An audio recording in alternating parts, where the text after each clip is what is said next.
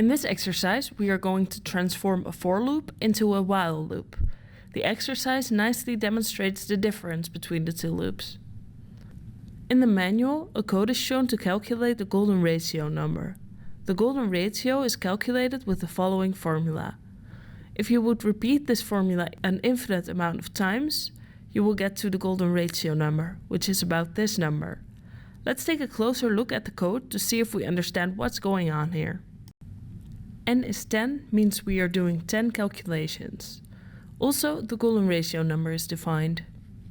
First, we make a vector that has the input value, which is 1, and the length that corresponds to the amount of calculations we will perform, which is 10.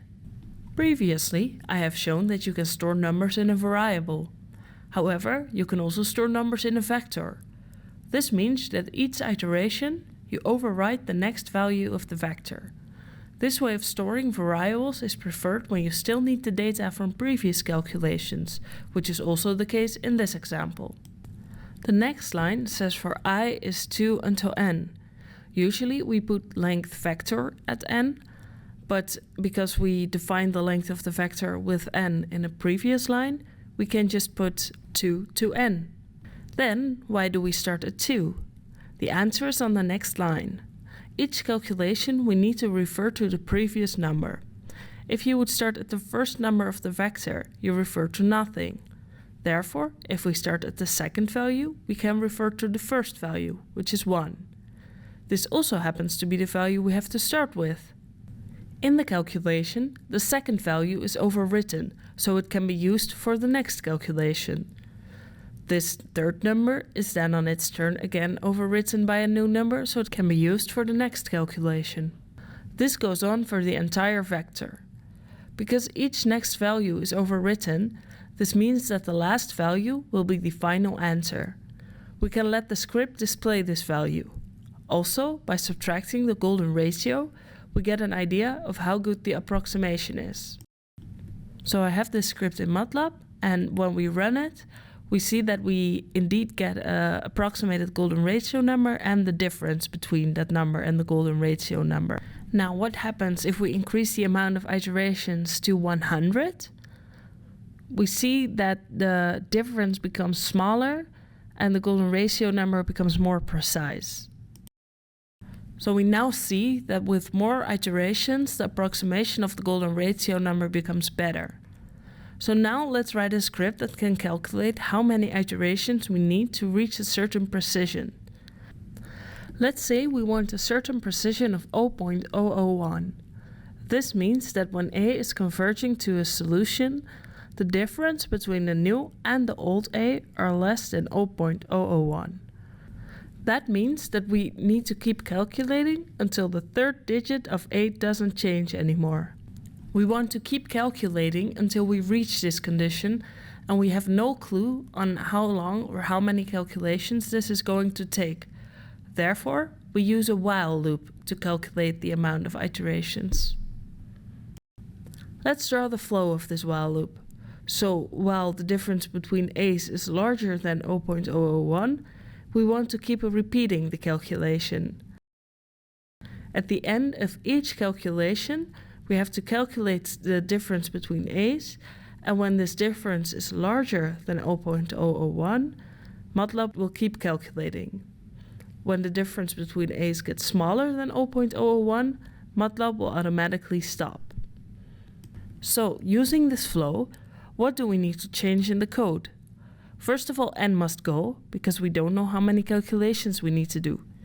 Phi might be useful. For A, we only need an initial A to start the calculation. This is 1. The for loop will be replaced by a while loop. Now that we have replaced the for loop, we do not use the letter I anymore, so we have to remove these from the code. Then a new problem arises, because how do we refer to the previous A then? Maybe we can store the value of A in a variable that we call, for example, A old. In this way, A old gets overwritten each time, but it still can be used for each calculation. So the initial A becomes A old, and then this A old can be used to calculate a new A. This new a can then again become a old, so it can be used in the next calculation.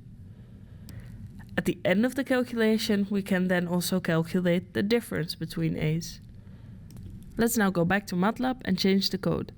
First, take out n and a, and instead define an initial a, which was 1. Then we have to take out the for loop.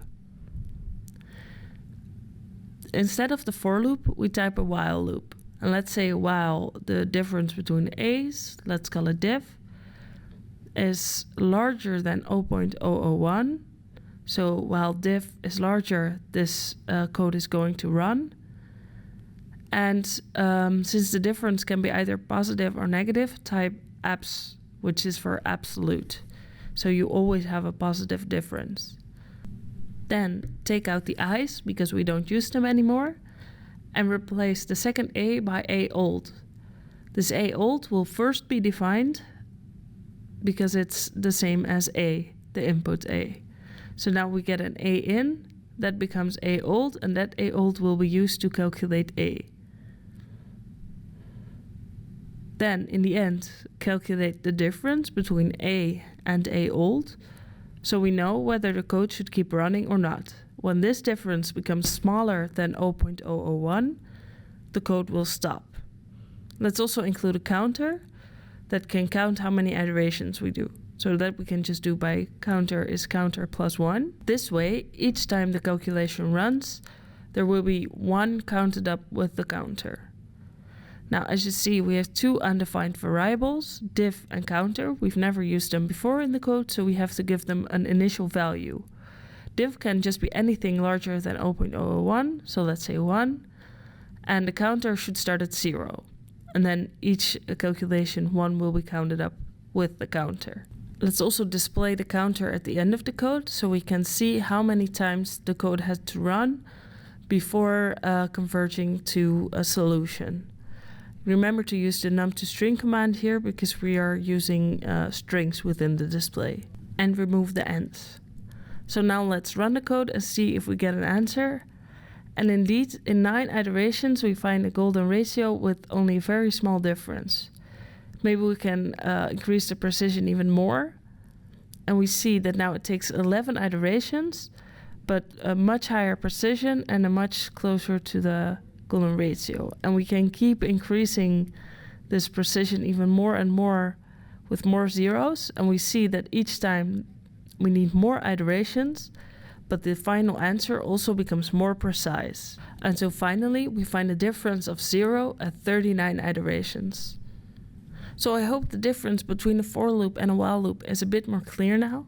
You see that sometimes a while loop is better when you don't know how many times you want to iterate, because we found that it was 39, and probably you would have never guessed that using a for loop.